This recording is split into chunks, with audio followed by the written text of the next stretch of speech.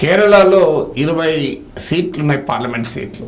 నేను డిఫరెంట్ స్టేట్స్లో ఉన్న రాజకీయ పరిస్థితుల గురించి గత కొన్ని రోజులుగా మాట్లాడుతున్నాను. ఇప్పటికే యూపీ, బీహార్, కర్ణాటక ఇలా కొన్ని స్టేట్స్ మాట్లాడాను.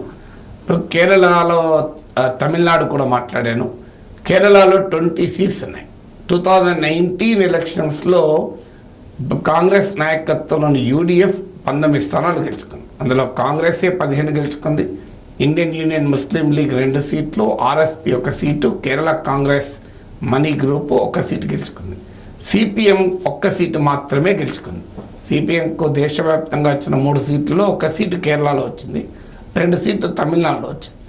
సో ఇప్పుడు కేరళలో 3 కూటముల మధ్య ప్రధానంగా పోటీ జరుగుతోంది.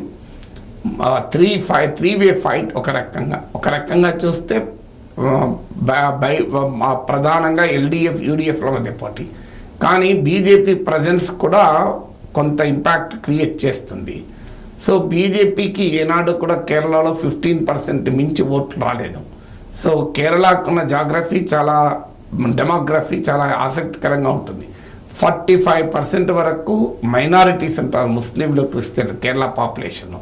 సాధారణంగా బీజేపీకి అంత పెద్ద ఎత్తున మైనారిటీ కాంగ్రిగేషను కాన్సన్ట్రేషన్ ఉంటే బీజేపీకి అనుకూల రాజకీయ వాతావరణం ఉండాలి. కానీ కేరళలో ఉన్నటువంటి ప్రోగ్రెసివ్గా లెఫ్ట్ ప్రభావం వల్ల బీజేపీ పెద్దగా పెనట్రేట్ కాలేకపోయింది.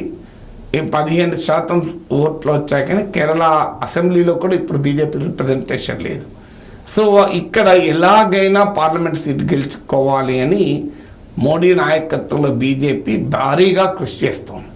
సో ఇక్కడ కానీ బీజేపీకి ఎంట్రీ పాయింట్ దొరకడం లేదు. వాస్తవంగా శబరిమలలో సుప్రీంకోర్టు జడ్జిమెంట్ కూడా తనకు అనుకూలంగా మార్చుకోవాలి అని బీజేపీ పెద్ద ప్రయత్నం చేసింది. బీజేపీకి వచ్చే వరకు ఓటింగ్ లేకపోయినా ఆర్ఎస్ఎస్ కేరళ అంతటా విస్తృతంగా ఆపరేట్ అవుతుంది. ఆర్ఎస్ఎస్ శాఖలు ఉన్నాయి. ఆర్ఎస్ఎస్ కార్యకర్తలకు, లెఫ్ట్ కార్యకర్తలకు మధ్య మర్డరస్ అటాక్స్, దాడులు కూడా జరుగుతూ ఉంటాయి. సో అందువల్ల బీజేపీకి అనుకూలంగా ఉన్న 2 ఫ్యాక్టర్స్. ఒకటి, ఆర్ఎస్ఎస్ ఆల్రెడీ స్ప్రెడ్ అయి ఉంది నెట్వర్క్. నార్త్ ఈస్ట్లో కూడా మనం చూసాం, అస్సాం కానీ ఇతర నార్త్ ఈస్ట్లో ఆర్ఎస్ఎస్ కొన్ని దశాబ్దాల పాటు కృషి చేసిన అనంతరం అక్కడ బీజేపీకి రాజకీయ ఫలితాలు రావడం మొదలుపెట్టాయి. కేరళలో కూడా గత కొంతకాలంగా ఆర్ఎస్ఎస్ బలంగా పనిచేస్తుంది. దానికి తోడు 45% మైనారిటీ పాపులేషన్. అందుకే ఇటీవల లవ్ జిహాద్ అంశాన్ని తీసుకొని కేరళ స్టోరీ అనే సినిమాను తీసుకొని పెద్ద ఎత్తున దేశవ్యాప్తంగా క్యాంపెయిన్ నడిపారు, కేరళలో కూడా క్యాంపెయిన్ నడిపారు. సో కానీ బీజేపీకి ఈసారైనా ఆ ఎంట్రీ దొరుకుతుందా, కేరళలో బీజేపీ అభ్యర్థి గెలుస్తాడా అనేది ఒక పెద్ద క్వశ్చన్ మార్క్. ఇందులో ఇంకో ఇంట్రెస్టింగ్ డైమెన్షన్ అంటే బీజేపీకి వ్యతిరేకంగా దేశంలో ప్రధానంగా పోరాడుతున్న కాంగ్రెస్ లెఫ్ట్లే ఇక్కడ ప్రధాన ప్రత్యర్థులు. దేశమంతటా లెఫ్ట్ కాంగ్రెస్ మధ్య సానుకూల సంబంధాలు ఉంటాయి. బెంగాల్లో లెఫ్ట్ కాంగ్రెస్ కలిసే పోటీ చేస్తుంది. కర్ణాటక, రాజస్థాన్లో కూడా లెఫ్ట్కు కాంగ్రెస్కు సీట్ల సర్దుబాటు జరిగింది. తెలంగాణలో కూడా మిత్రపక్షాలే. తమిళనాడులో కలిసే పోటీ చేస్తున్నాయి. కానీ కేరళకు వచ్చే వరకు ప్రధాన ప్రత్యర్థులు. ఎందుకంటే నేను ఇంకో వీడియోలో కూడా చెప్పాను, కేరళకున్న ప్రత్యేకత ఏంటంటే అటు కాంగ్రెస్కు కేరళ అవసరం, ఇటు సిపిఎంకు కేరళ అవసరం. కాంగ్రెస్కు లాస్ట్ లోక్సభలో 52 సీట్లు వస్తాయి, అందులో 15 సీట్లు కేరళనే కంట్రిబ్యూట్ చేసింది. అక్కడ వయనాడులో రాహుల్ గాంధీ పోటీ చేస్తున్నాడు. అలప్పుజాలో కేసీ వేణుగోపాల్ కాంగ్రెస్ మరో సీనియర్ నాయకుడు పోటీ చేస్తున్నాడు. సో సిపిఎంకు కూడా కీలకం. ఎందుకంటే బెంగాల్, త్రిపురలో లెఫ్ట్ వీక్ అయ్యాక ఇక మిగిలిన ఏకైక కోట కేరళ. బెంగాల్లోనైతే లాస్ట్ లోక్సభ ఎలక్షన్లో 42 సీట్స్లో 1 సీట్లో కూడా సెకండ్ పొజిషన్ లెఫ్ట్ రాలేకపోయింది. అందువల్ల అక్కడ ఇప్పటికిప్పుడు రివైవ్ అయ్యి భారీ విజయాలు వచ్చే వాతావరణం కనబడలేదు. అందువల్ల ఏకైక ఆశ కేరళలో 1 సీటు గెలుచుకుంటే తమిళనాడులో 2 సీట్లు గెలుచుకుంది అలయన్స్లో భాగంగా. అందువల్ల ఎదురిగి కేరళలో సీట్లు గెలవడం అనేది సిపిఎంకు పార్లమెంట్లో రెస్పెక్టబుల్ నెంబర్స్ ఉండడానికి కీలకం. ఒకప్పుడు లెఫ్ట్కు 60కి పైగా సీట్లు పార్లమెంట్లో ఉండే 2004లో. ఒక సిపిఎంకే nearly little less than 40 seats ఉన్నాయి. అలాంటిది ఇవాళ కేరళ దేశమంతటా బలహీనపడిన సమయంలో మినుకు అంటున్నది కేరళ. ఇప్పటికే 8 ఏళ్ళుగా అధికారంలో ఉన్నారు. 2 ఏళ్లలో మరోసారి హ్యాట్రిక్ కొరకు సిపిఎం ప్రయత్నిస్తుంది.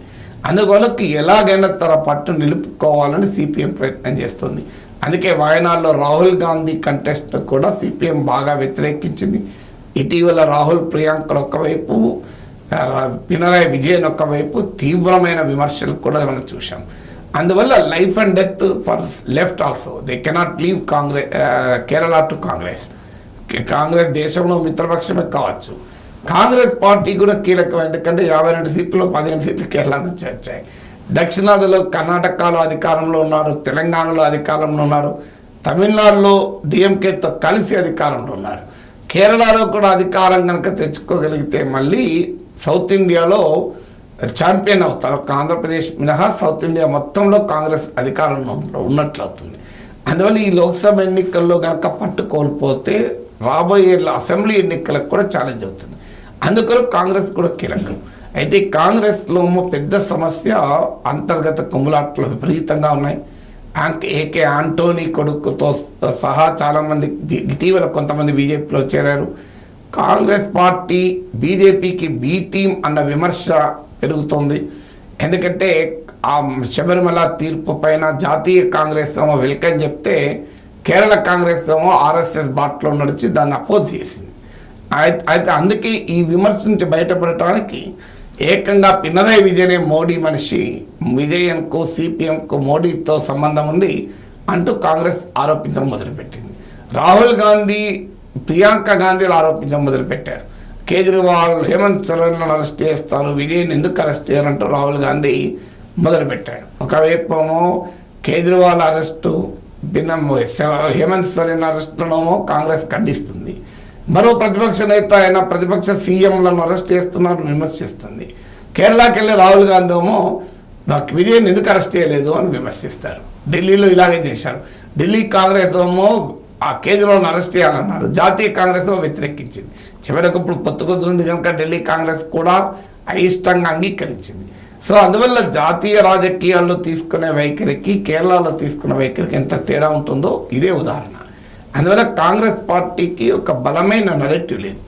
బీజేపీని ఓడించడానికి కాంగ్రెస్ని గెలిపించండి అంటే సిపిఎం దానికి ఒక పవర్ఫుల్ కౌంటర్ ఇచ్చింది. CPM general secretary Sitaram Yechury అన్న ఏంటంటే కాంగ్రెస్ ఎంపీలు గెలిస్తే బీజేపీలోకి వెళ్ళిపోవచ్చు, కానీ సిపిఎం ఎంపీలు, లెఫ్ట్ ఎంపీలు గెలిస్తే బీజేపీకి పోరు. అందువల్ల నిజంగానే బీజేపీని ఓడించడానికి కాంగ్రెస్ కోరుకుంటే, కేరళ ప్రజలు కోరుకుంటే గెలిపించాల్సింది లెఫ్ట్ వాళ్ళు అన్నట్టు సీతారాం యెచూరి అన్నారు. సో నిజమే కదా, కాంగ్రెస్ పార్టీ గెలిస్తే వాళ్ళు ఎప్పుడైనా బీజేపీలో చేరచ్చు. లెఫ్ట్ వాళ్ళు బీజేపీలో చేరే స్కోప్ చాలా తక్కువ. సో దాదాపు నెగ్లిజిబుల్. అందువల్ల ఈ రకంగా బీజేపీని ఎదుర్కోవడంలో ఒక క్రెడిబుల్ నరేటివ్, లెఫ్ట్ కన్నా మించిన నరేటివ్ కాంగ్రెస్ ఇవ్వలేదు. ఎందుకంటే లెఫ్ట్ ఐడియాలజికల్లీ బీజేపీకి అపోజ్, కాంగ్రెస్ ఏమైనా పొలిటికల్లీ ఎలక్టోరల్లీ అపోజ్.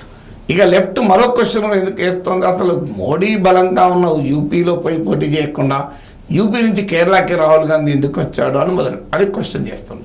ఈ ప్రశ్న కూడా కాంగ్రెస్ నుంచి గట్టి ఆన్సర్ లేదు. సో ఇలాంటి సవాళ్ళు కాంగ్రెస్ ఎదుర్కొంటోంది. అయితే సిపిఎంకున్న ఛాలెంజ్ ఏంటంటే ఇప్పటికే 18 ఏళ్ళుగా అధికారంలో ఉన్నారు. పినరాయి విజయన్ పైన అవినీతి ఆరోపణలు కేంద్ర సంస్థలు చేశాయి. అవి కేంద్ర సంస్థలు చేసినా రాజకీయంగా అది ప్రతిపక్షాలకు ఇంక్లూడింగ్ కాంగ్రెస్ కాగితమయ్యాయి. వేరే చోట్ల కేంద్ర సంస్థలు కేసులు పెడితే ఇది అన్యాయం, రాజకీయ కక్షతో చేస్తుందని కాంగ్రెస్ విమర్శిస్తోంది.